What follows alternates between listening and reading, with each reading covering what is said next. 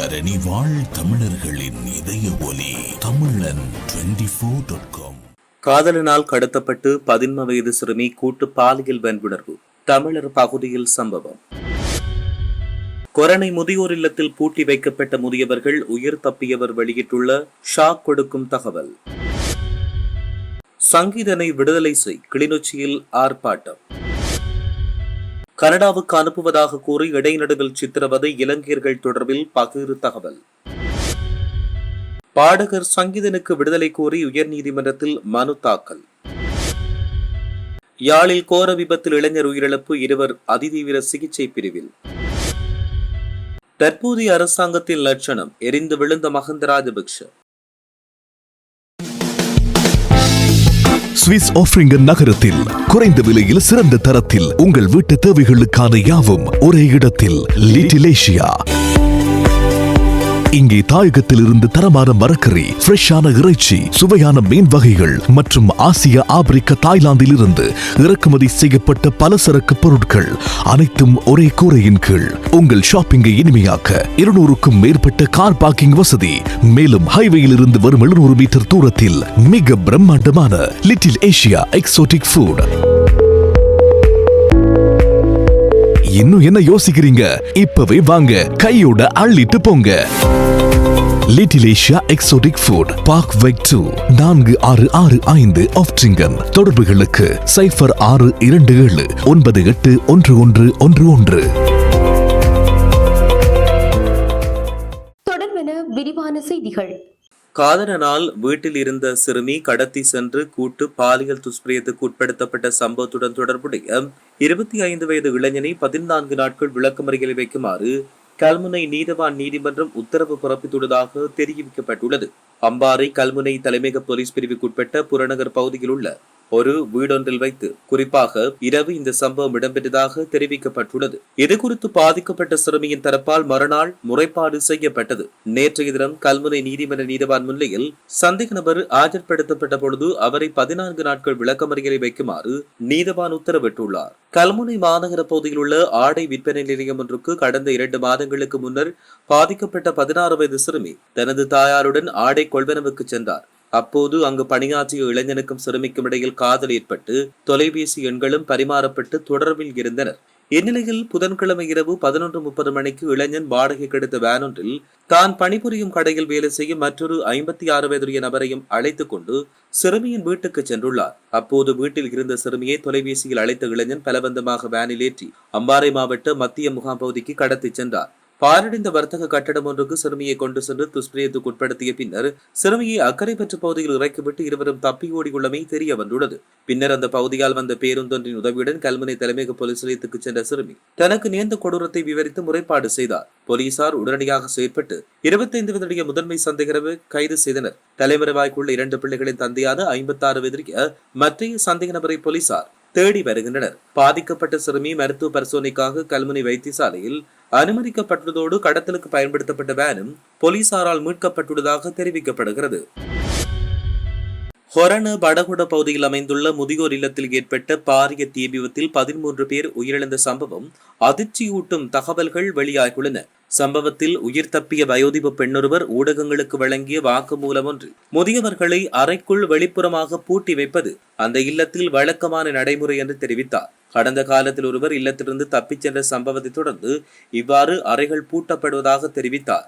மேலும் சம்பவம் நிகழ்ந்த இரவு முதியவர்கள் தங்களின் வாட்டில் அமர்ந்து பேசிக் கொண்டிருந்த போது பெண் பிரிவை பொறுப்பேற்ற ஊழியரும் ஆண் பிரிவை கவனித்து அவரின் கணவரும் அறைகளின் கதவுகளை வெளிப்புறம் பூட்டிவிட்டு மற்ற ஊழியர்களுடன் சமையல் பணிக்கு சென்றதாக தெரிவிக்கப்படுகிறது. அதேவேளை ஆண்கள் பிரிவில் இருந்து மெத்தைகள் குவியலில் இருந்து தீ பரவ தொடங்கியதை தொடர்ந்து அதை ஒருவர் கவனித்து மற்றவர்களுக்கு எச்சரித்தார். தீ வேகமாக பரவிய நிலையில் அச்சமுற்ற முதியவர்கள் வெளியேற முயன்ற போதும் வெளியேற முடியாத சூழல் ஏற்பட்டுள்ளதாக தெரிவிக்கப்படுகிறது.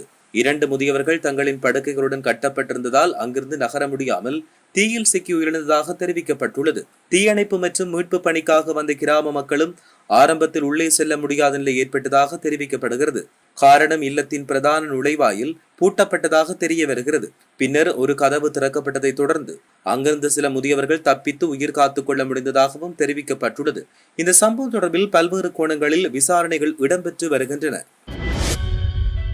யாழில் பாடகர் சங்கீதன் பயங்கரவாத தடைச்சட்டத்தின் கீழ் கைது செய்யப்பட்ட சம்பவத்துக்கு எதிர்ப்பு தெரிவித்து இன்றைய தினம் கிளிநொச்சி மாவட்ட பழைய கச்சேரிக்கு முன்பு ஆர்ப்பாட்டம் ஒன்று இடம்பெற்றது. தமிழ் மக்களின் அவலங்களையும் தியாகங்களையும் வீரத்தையும் வாழ்வியலையும் தனது சொல்லிசை மூலம் பாடலாக பாடி வந்த இளைஞன் சாவகச்சேரி போலீசாரால் பயங்கரவாத தடைச்சட்டத்தின் கீழ் கைது செய்யப்பட்டமை ஒட்டுமொத்த தமிழ் மக்கள் மத்தியில் பெரும் அதிர்ச்சியை ஏற்படுத்தியுள்ளது. இந்த நிலையில் கிளிநொச்சியில் குறித்த சம்பவத்துக்கு எதிர்ப்பு தெரிவித்து இன்று மேற்கொள்ளப்பட்ட ஆர்ப்பாட்டத்தின் போது விடுதலை செய் சங்கீதனை விடுதலை செய், சட்டத்தின் ஆட்சி சமமாக இருக்கட்டும், சட்டத்தை அடக்குமுறை கருவியாக பயன்படுத்தாதே, பாட உரிமை எங்கள் உரிமை, பறிக்காதே கருத்து சுதந்திரத்தை பறிக்காதே, அடக்குமுறையை நிறுத்து, கலைஞர்களின் குரல் வழியை நெறிக்காதே, அநீதியான சட்டமான பயங்கரவாத சட்டத்தை உடனடியாக நீக்கு, சொல்லிசை பாடகன் குற்றவாளியா, கிளிநொச்சி கலைஞரை உடனே விடுதலை செய், பாடினால் சிறையா, பேசினால் கைதா, எதேச்சதிகார கைதுகளை உடனே நிறுத்து, கலைஞர்களின் படைப்புரிமை சட்டபூர்வமானது, சட்டம் வழங்கிய உரிமை அதிகாரத்தால் பறிக்காதே, சர்வதேச மனித உரிமை பிரகடனங்களை மதிக்க கற்றுக்கொள், கொடூரமான PTA உடனே நீக்கு போன்ற கோஷங்களை எழுப்பி பதாதைகளை ஏந்தியவாறு அவர்கள் போராட்டத்தில் ஈடுபட்டனர். வெளிநாட்டு வேலைவாய்ப்புக்காக சென்று மனித கடத்தல் வலையமைப்பில் சிக்கிய இளைஞர்கள் தொடர்பில் பகிர் தகவல் ஒன்று வெளியாகியுள்ளது. இளைஞர்களை கனடாவுக்கு அனுப்புவதாக கூறி எதியோப்பியாவுக்கு அனுப்பி அங்கு செயற்படும் ஒழுங்கமைக்கப்பட்ட குற்றக்கும்பல் மூலம் பல்வேறு சித்திரவதைகளுக்குள்ளாக்கும் நடவடிக்கை குறித்து அதிர்ச்சிகர தகவல் வெளியாகியுள்ளது. அவர்களை விடுவிப்பதற்காக தலா 30,000 அமெரிக்க டாலர்களை கப்பமாக கோரிய சம்பவம் தொடர்பில் விசாரணை முன்னெடுக்க கொழும்பு பிரதம நீதவான் அசங்க போதரகம குற்றப்புலனாய்வு திணைக்களத்துக்கு நேற்று அனுமதி வழங்கியிருந்தார். குற்றப்புலனாய்வு திணைக்களத்தின் மனித வர்த்தகம், கடத்தல் மற்றும் கடல்சார் குற்றப்புலனாய்வு பிரிவின் அதிகாரிகள் இந்த சம்பவம் தொடர்பில் நீதிமன்றத்தில் தகவல் வெளியிட்ட பொழுது பிரதான நீதவான் இந்த உத்தரவினை பிறப்பித்தார். முறைப்பாட்டாளர் தரப்பில் முன்னிலையான குற்றப்புலனாய்வு திணைக்கள அதிகாரிகள் நீதிமன்றத்தில் தகவல் முன்வைத்தனர். இந்த விவகாரம் தொடர்பாக இலங்கை வெளிநாட்டு வேலைவாய்ப்பு பணியகம் மற்றும் குற்றப்புலனாய்வு திணைக்களம் தீவிர விசாரணைகளை மேற்கொண்டு வருவதாகவும் தெரிவிக்கப்படுகிறது.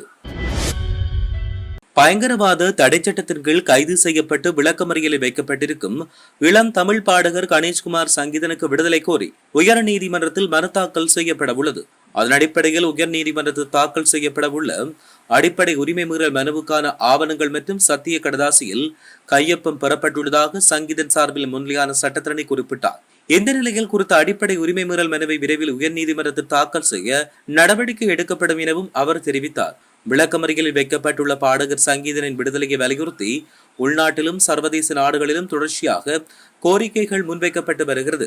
முன்னதாக தமிழீழ விடுதலை புலிகள் அமைப்பின் எழுச்சி பாடலை அண்மையில் நிகழ்வொன்றில் பாடியதாக தெரிவித்து பயங்கரவாத தடுப்புச் சட்டத்தின் கீழ் அவர் கைது செய்யப்பட்டிருந்தார். இந்த பாடலை பாடியதன் மூலம் தமிழீழ விடுதலை புலிகள் அமைப்பை மீளுருவாக்கம் செய்ய முயற்சித்தார் என்ற குற்றச்சாட்டில் அவர் விளக்கமறியலில் வைக்கப்பட்டுள்ளதாக தெரிவிக்கப்படுகின்றமையும் குறிப்பிடத்தக்கது. யாழ்ப்பாணம் புத்தூர் பகுதியில் நேற்று இரவு இடம்பெற்ற விபத்தில் சிக்கி படுகாயமடைந்த இளைஞர் ஒருவர் சிகிச்சை பலனின்றி உயிரிழந்தார். மட்டுவில் பகுதியிலிருந்து புத்தூர் நோக்கி பயணித்துக் கொண்ட டிப்பர் வாகனத்துடன் வீதியின் குறுக்கே திடீரென்று நுழைந்த முச்சக்கர வண்டி மோதி இந்த விபத்து இடம்பெற்றது. இதன்போது முச்சக்கர வண்டியின் மீது டிப்பர் வாகனம் ஏறியதில் அதில் பயணித்த 3 இளைஞர்களின் கால்களும் நசுங்கி அவர்கள் படுகாயமடைந்தனர்.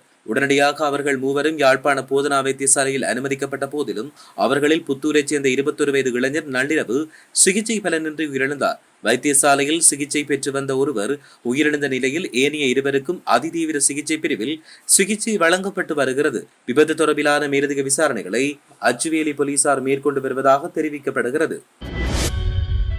தற்போதைய அரசாங்கத்தின் லட்சணத்தை மக்களிடமே கேட்டு தெரிந்து கொள்ளுங்கள் என்று முன்னாள் ஜனாதிபதி மஹிந்த ராஜபக்ஷ குறிப்பிட்டார். ஸ்ரீலங்கா பொதுஜன பெரமுனவின் செயற்குழு கூட்டம் நேற்று நெலும் மாவட்டத்தில் உள்ள கட்சி தலைமையகத்தில் முன்னாள் ஜனாதிபதி மஹிந்த ராஜபக்ஷ மற்றும் கட்சியின் தேசிய அமைப்பாளர் நாமல் ராஜபக்ஷ ஆகியோர் தலைமையில் இடம்பெற்றது. இதன்பொழுது ஊடகவியலாளர்கள் எழுப்பிய கேள்விக்கு பதில் வழங்கிய முன்னாள் ஜனாதிபதி மஹிந்த ராஜபக்ஷ கட்சியின் எதிர்கால அரசியல் நகர்வுகள் மற்றும் தற்போதைய நாட்டின் அரசியல் சூழல் குறித்து விரிவான கருத்துக்களை பகிர்ந்து கொண்டார். கட்சியின் உட்கட்டமைப்பில் ஏற்படும் மாற்றங்கள் எதிர்பார்க்கப்படுகிறதா என்று ஊடகவியலாளர் வினவிய போது கட்சியில் தற்போதைக்கு எவ்வித மாற்றமும் இல்லை என்று அவர் குறிப்பிட்டுள்ளமையும் குறிப்பிடத்தக்கது.